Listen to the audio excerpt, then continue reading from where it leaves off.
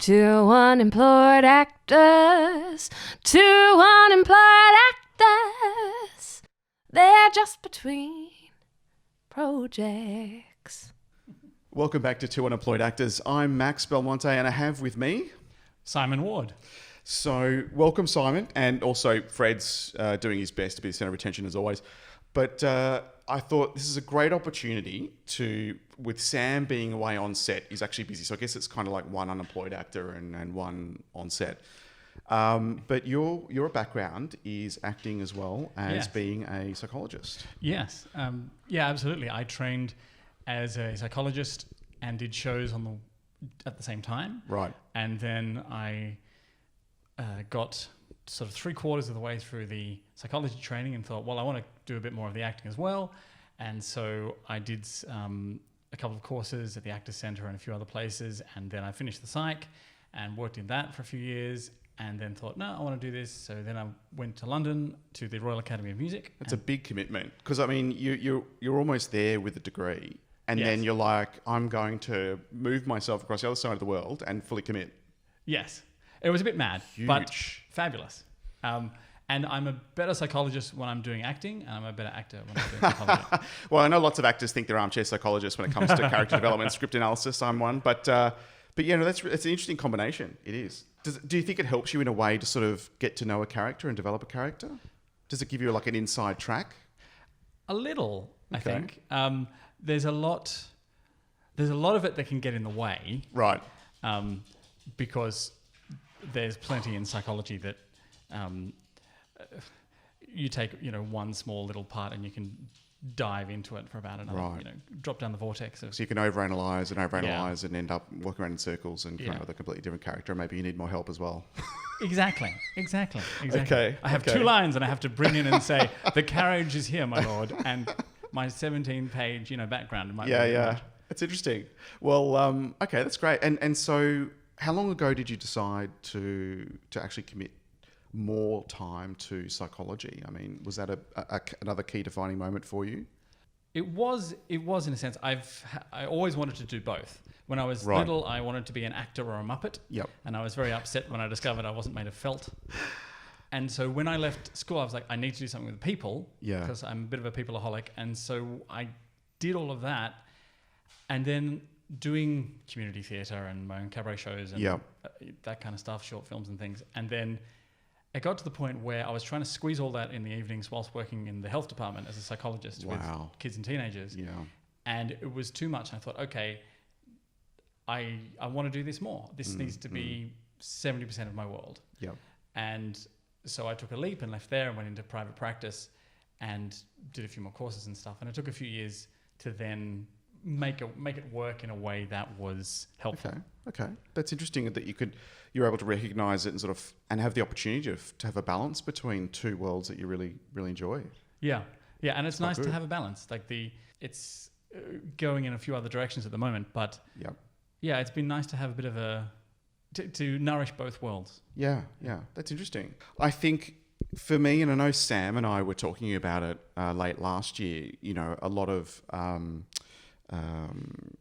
things that we come up with and we find doing workshops and that. Like I know people get some get absolutely manically nervous when it comes to auditioning.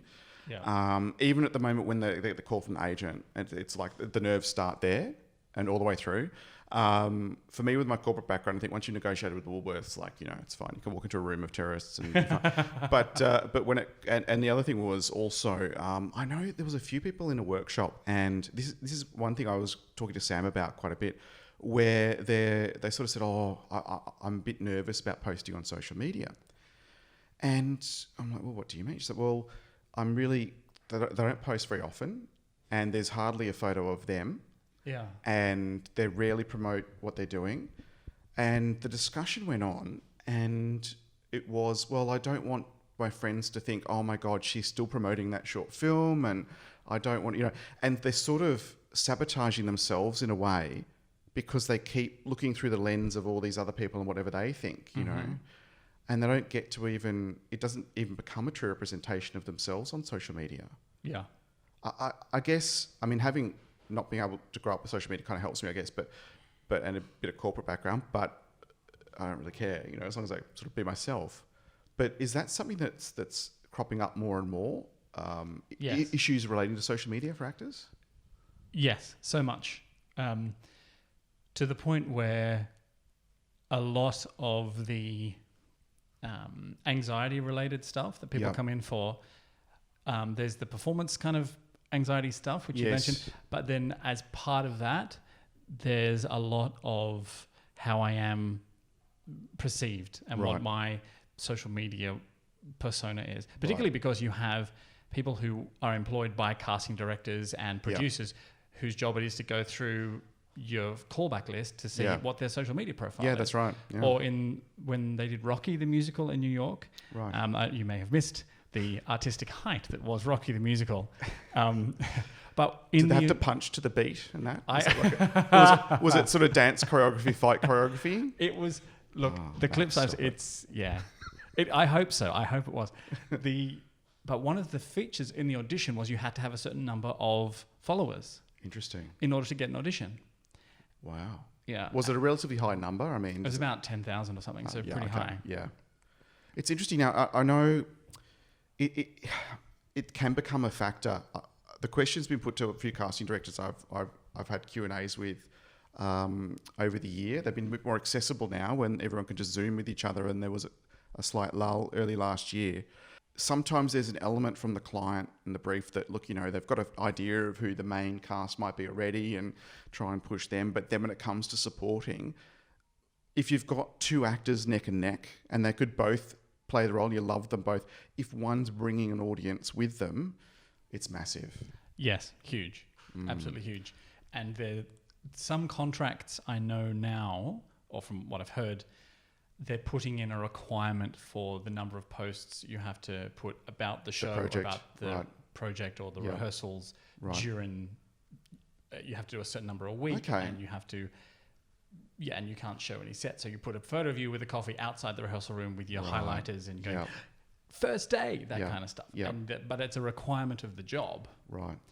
And so there's pressure about how you're perceived anyway. So you add on all of that stuff.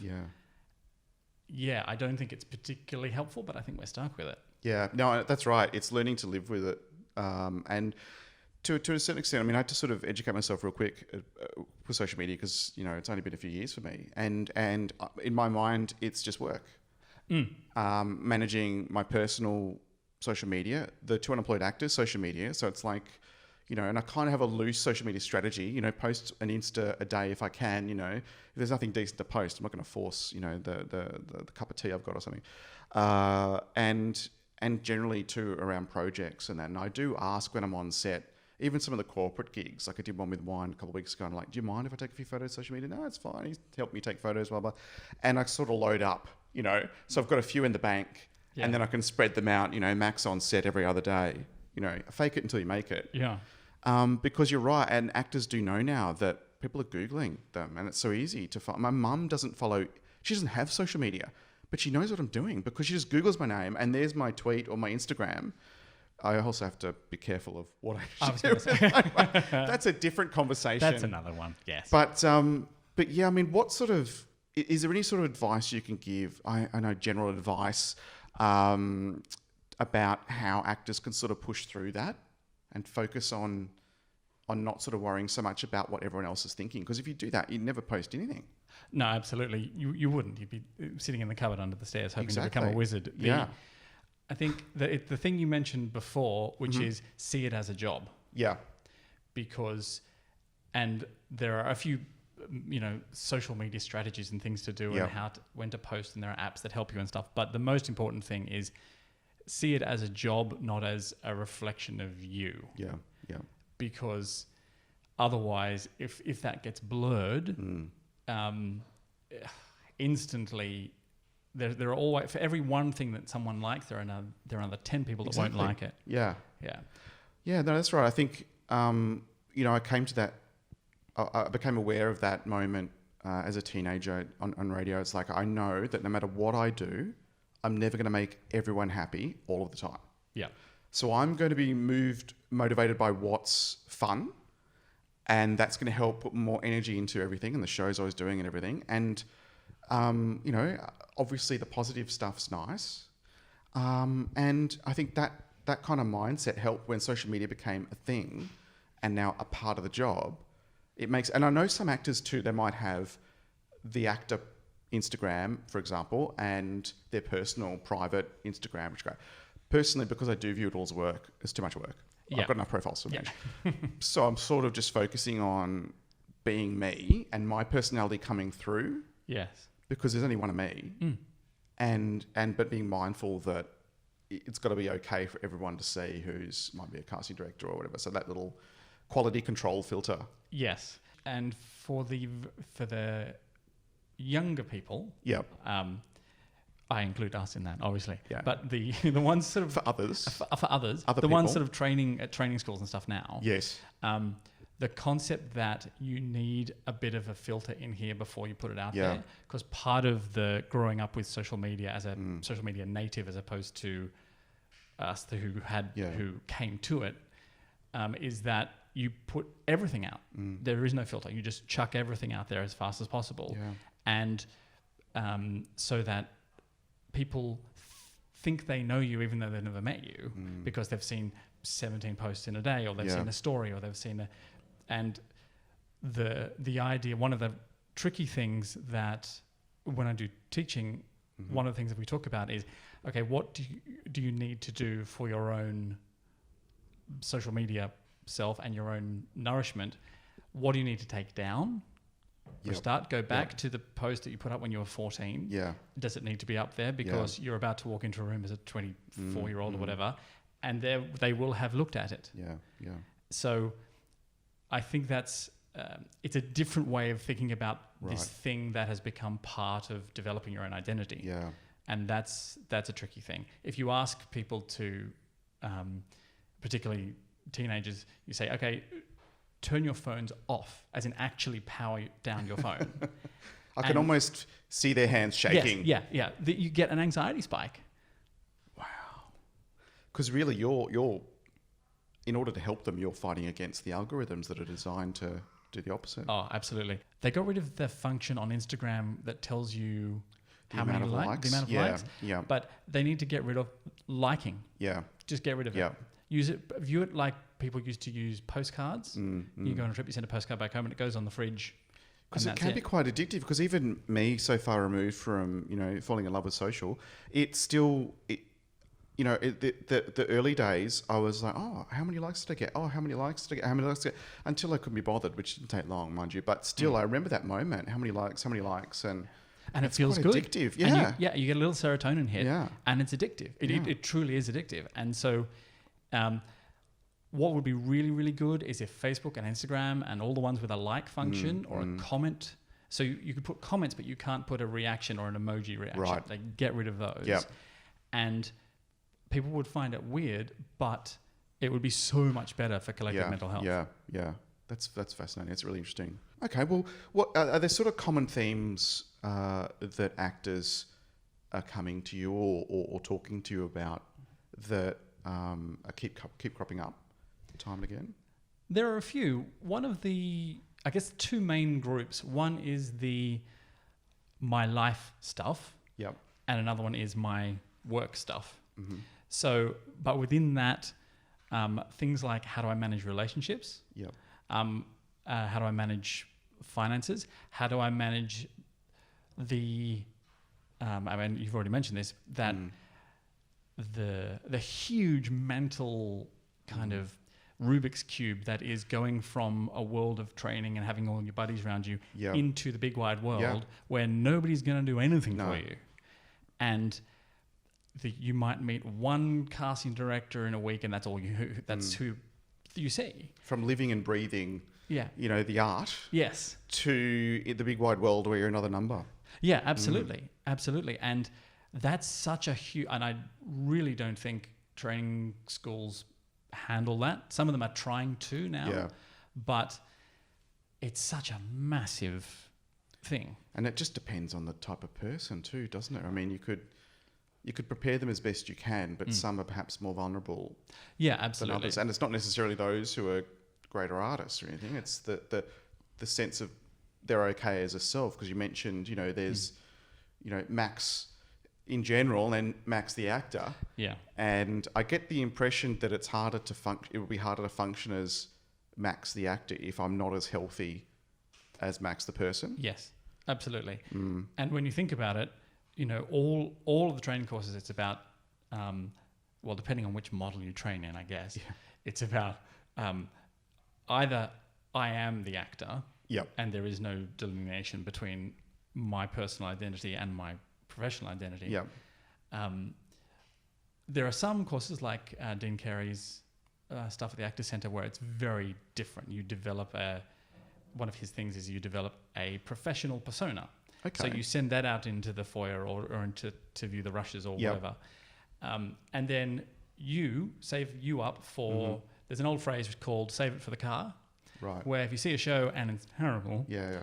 And apart from coming out and saying, well, the lighting was great. Yes, the colour of paint on the set was amazing. Yeah, you were enthusiastic. That kind of stuff. You were enthusiastic. Yeah. Oh, God. And you save it for the car. I've heard that, actually. No. Oh, okay. So they meant it with you. It's fine. But that's really tricky. And particularly when you're feeling, if there's some depression hanging around or there's some low self-worth or some trauma stuff, it's going to get activated. Yeah. And so in one sense, you're training for another role, and it's a persona. And lots of people, you hear actors talk about when they go on chat shows and stuff, and they're them, but they're a performed version of them. Yeah. And it's not you over the cornflakes. No. Whether it's slightly more reserved or even a bit more heightened in their performance and you call it a performance as I do on a chat show. I think that's really interesting. I know certainly for me, with my zingers, I probably would want to have a filter, definitely a strong filter, and a lens to then go through before everything comes pouring out. Yes. But yeah, and I like having that. Look, and I love the craft, but it's work, it's a job, and I think my business background helps me look at it that way. So inside of me is a little CFO, and there's a marketer, as much as I hate to admit it, and the sales guy who's reaching out and business cards, and I need this, I need that, and when I've updated all my profiles and all this sort of all the boring stuff behind the scenes that actors hate to do, but I think it's helped me, and I know that probably won't work for everyone, but it's helped me to look at it as a business and appreciate it as a business, I think. Yeah, absolutely. And it's interesting you talk about the corporate thing, because there's a couple of courses in there. They normally leave it to sort of the end of the last year of the acting training course, where they bring people in and they talk about, okay, what's the business of acting and stuff, and everyone goes, what? I spent the last 2.5 years saying I am Hamlet and or whatever, and now you're telling me that I have to think about business cards and that. And I think having a more strategic corporate style approach to that, I think is so much help, the business of acting, so to speak. Yeah. Because I had, apart from a heavy dose of imposter syndrome, because I'd never taken it seriously when I was on the Gold Coast as a teenager, and I was on radio at night, and then I'd go on set to Flip or whatever it was as a featured extra, because I wasn't taking it that seriously. I hadn't done any training, and then I switched agents and oh my God, this workshop, this course, even if you don't agree with us, you must go and do this job because it's for your development, blah, blah, blah. Yeah. And then corporate offered me full time, and I went that way. Much to the horror of the agent. You couldn't believe it. You're going to sell biscuits in cans? What? Don't you know who we are? But good title for a cabaret show. I sold biscuits in cans. That's a great title. Oh, bums on seats for that one. Absolutely. And that was quite interesting. But I think coming back, 20 years of hiding your emotions in the corporate world, then all of a sudden, boom, I'm here. And I had an acting coach in Pip Edwards, who I'd seen on stage and on television. And then she recommended a workshop with Anthony Brandon Wong. And so I went with Anthony Brandon Wong, again, another busy actor. And he was great at creating this safe environment where the half dozen of us could really push. We turn up prepared, thinking, I've got everything sorted. And then to be pushed out of your comfort zone in a safe way, Yeah. that much further was really awake. Really, it was like my moment. You know, it was amazing for me, and that's when I thought, okay, this is definitely what I want to do. There's no more imposter syndrome. Let's get into it. Yeah, nice. But it was an interesting first 4 months, because I remember saying to the agent, no, I don't want to do acting stuff just yet. Just some extra work, just 3 or 4 extra jobs, just to make sure, because that's how much of an imposter syndrome I had. I recognised what was going on, and I was calling it at the time, Max, with the imposter syndrome. I mean, and I think that self-awareness helped. Yeah. Because I'm like, you're an idiot, you're enjoying it, so let's, kick on. And it wasn't in a frame of mind where I was sort of self-sabotaging. Yes. And I still now, when I don't do many workshops, but when I feel myself getting a bit comfortable, then I'll use it to sort of kick myself out of the comfort zone, so to speak, when I find myself getting into routines and things. There are those that probably feel safer in those workshop type environments because it's so close to how they studied, and, it's more affirmation for what they're doing positively and all that. And I think, it's just everything else sometimes, like, because you are on your own, you can feel like you're on your own. Yeah. It must be hard for you sometimes when you're consistently talking to people who feel like they're on their own and they're the only ones going through this crisis moment. Yeah, absolutely. And I think there is a lot of isolation and a lot of feeling of, oh, well, I must be the only person because I see all my friends doing this or doing this gig or they got this. And the friends getting work. Yeah, which again is the danger of the social media stuff. Mm-hmm. Because in the old days, you didn't know who was doing what until the cast list went up or until the ad came out. Yeah. And that's when you found out. You went, oh, I saw you eating KFC. Oh, that was fun. And, or you phoned somewhere and the Commonwealth Bank voiceover was your friend. Yeah. And so now there's this extra, I'm feeling isolated. Oh, and I'm also not doing what I should be doing. Yeah. Should. Yeah. Rabbit ears around that. So what does that mean for me and what am I? And so imposter syndrome kind of jumps up and down on your head and goes to town with that stuff. Yeah. But I think much more, at least it's talked about more now than it was. There's still a need on sets with production companies and training schools to have the conversations, to have people to talk about it, to have someone on call. Yeah. There's been a lot of really great work in the intimacy field with so everyone gets on the first day on set, you get the talk about safe behaviours and sexual assault and all of that kind of stuff. And we just need to add the mental health stuff to it. Yeah. And other countries are doing that. We're a little bit behind in Australia. That's interesting. But because I feel like in the wider population, as in non-actors, muggles, it's more it's more talked about these days than ever before. Absolutely. Mental health in general and in the workplace. And oh, absolutely. And it's interestingly corporate is something that the corporate world dealt with about 15 years ago, 20 years ago. Yeah. And when all of a sudden you had all these corporate psychologists leap in, and it went from being the personnel department to HR to wellbeing to, and so you would send all of your middle managers off to the Hunter Valley for a 3-day retreat thing, and so but that still hasn't yet quite filtered in, because there's still this stigma from what people tell me and from what I've seen is, if you're a performer, you're expected to show up and do, regardless. And there is still this idea that says, well, you're supposed to be on set at 6 a.m. And it doesn't matter what the rest of you feeling like. You have to drag yourself across broken glass and just get there. Absolutely. Yeah. And it's still the only profession left on earth really where you have to do that. Everyone else would go, oh, okay, you're not up for it. Okay, sure, I'm not up for it.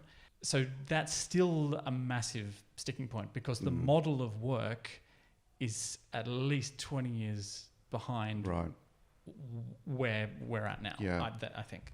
And I guess, and I am just guessing, that perhaps with the COVID issue, this global pandemic that's happening, the bloody plague, that brings along, perhaps more isolation for an artist, for an actor, and look, we've been lucky in Australia, and there's quite a bit of work around, and the corporates are still spending money, but for those actors that aren't as resilient, and perhaps, you know, you've got financial issues as well, and gosh, even crew, you know, you're project to project, you hardly qualify for any of the support that's out there financially.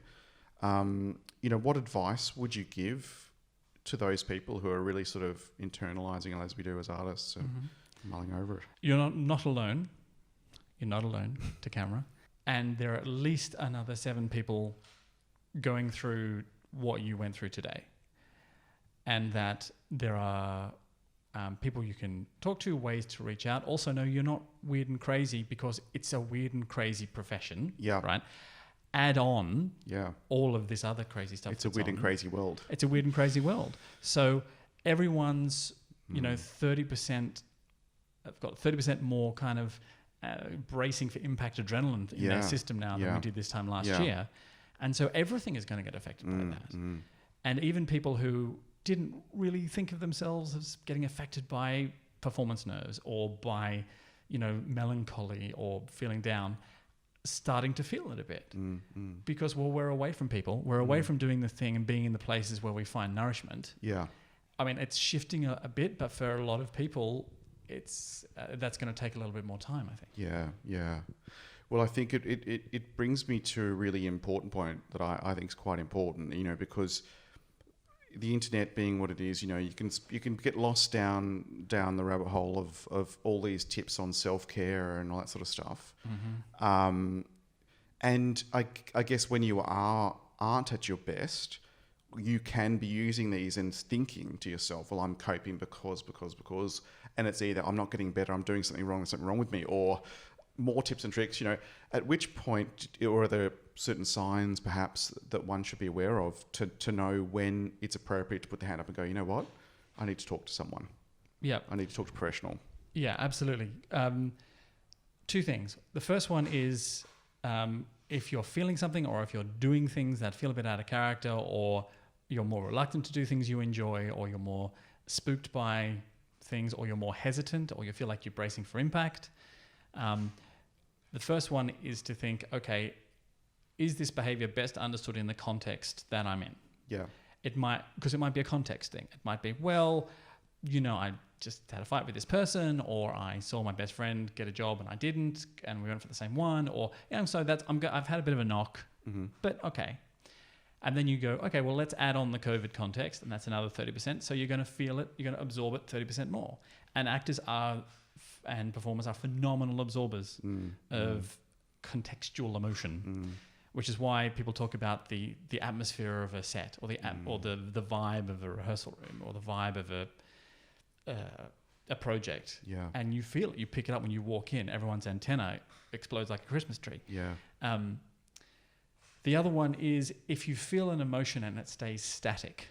Right. So if you're feeling kind of down, and then the kind of down stays kind of down, but it stays kind of down for, you know, nearly a week, and that's not really like you. Normally it's kind of shaken by then, and you've, you know, done some stuff, and you've, you know, watched some cartoons, and you've gone outside, and you've, you know, bought a Slurpee or whatever you do. Yep.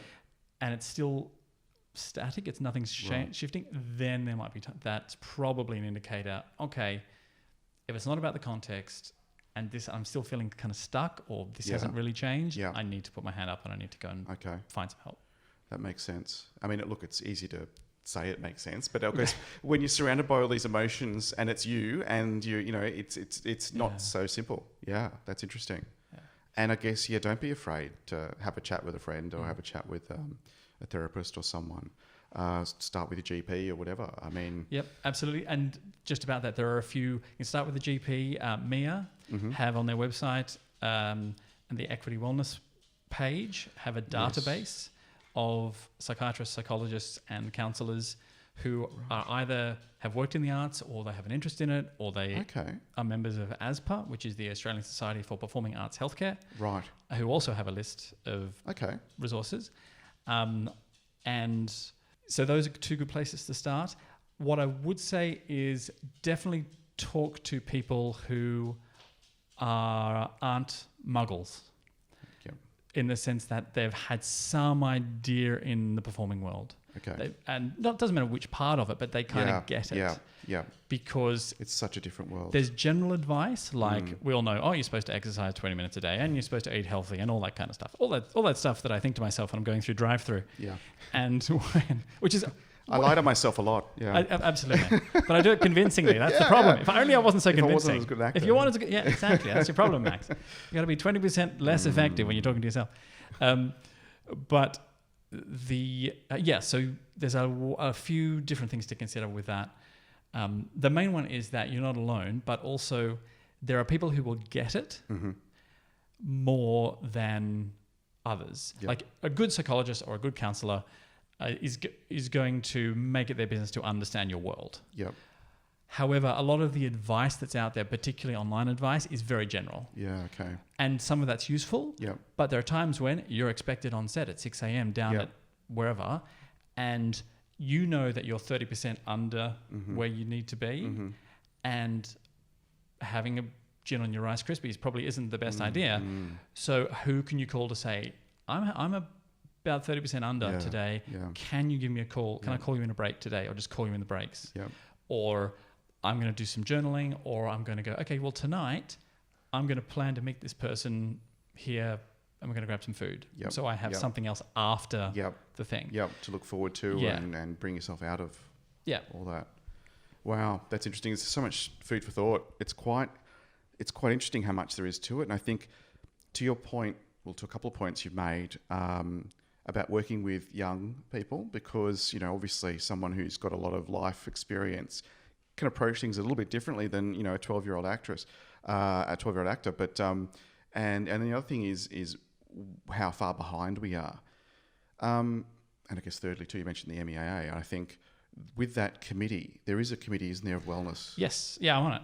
Great. Yes. So we can be comfortable that there is something happening. Yeah. Oh no, absolutely. And it is constructively moving forward. Yes. There have been lots.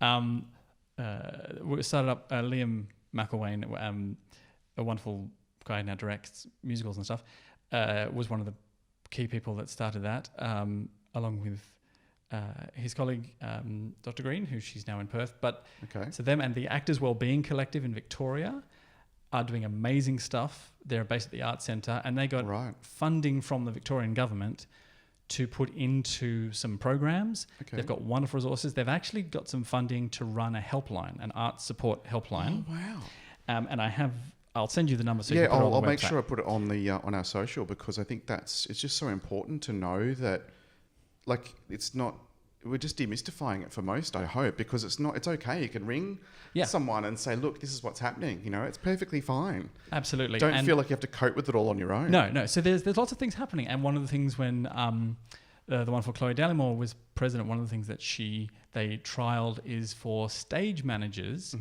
It was on the Harry Potter play in Melbourne to do the mental health first aid course. Right. And which is a fantastic... It's like the regular first aid course, only it gives you kind of some general skills in how to recognise mental health and what to do and stuff. Very good, recommend it to everyone to do. Equity Foundation have been really positive about running courses through a group called the Zebra Collective. There's lots that is going on. Are they geared more towards young actors, or is it any actor? Anyone. Have been a few of us that have been working to get an awareness and mental health training and resilience training into the training schools. Yeah, that's it. I think it's so important because there's just so much to it. The business of acting and looking after yourself on set, and others even, because there's moments where, unfortunately it's not all about me when I'm on set. There are other people to consider. And I think it's just so important to acknowledge that at the earliest stage when you're all about taking in new information. Yes. Yeah, absolutely. There are a couple of courses that are doing it. I'm starting to teach one that's just starting up on a unit on professional practice. Yep. And more, it's happening more and more. I think my prediction is in 5 years, my hope is in 5 years there won't be a course without something like that in the actual structure of the course. Yeah. Because I don't particularly think you can get away without doing it now. Yeah. I mean, in this industry, I mean, it's just so important. I think those of us with experience on set can absolutely appreciate it and look at a course more valuably because it has that. It's just setting you up for better success. Yeah, to absolutely. take a few more of those knocks, water off a duck's back. Well, absolutely. And I think, and sometimes, the best thing to remember about the water off the duck's back thing is that ducks stay soft. Yeah. They don't turn into like iron duck. Yeah. So you're still gentle and warm and all the things you love about yourself. Yep. Whilst this is I'm going to bounce this off, and it means I'm going to have to go and dry my feathers somewhere. Yeah. So it's not actually. So there are ways through it. Because the biggest thing is that the rates of mental health and mental illness and substance use amongst the creative arts is huge. It is so far. It's about 7 times higher than the regular population. Oh my God. 7 times higher. Yeah, on average across all the different. Well, I mean, that's just because I was going to say, how can you quantify success?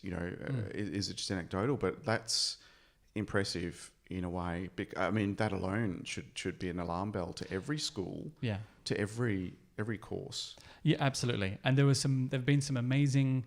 There's Entertainment Assist, which operates out of Victoria. Yep. There have been really good discussions between Screen Australia and Live Performance Australia and Equity about how to bring this awareness, how to develop this. There was a great conference at the Opera House a couple of years ago that I was part of that was looking at this. So stuff is happening. Yeah. The getting it part of the daily happenings on a set or on in a rehearsal room is the next big thing. Yeah. So, for instance, in London before they locked down again, there was a 6-week run of Les Mis.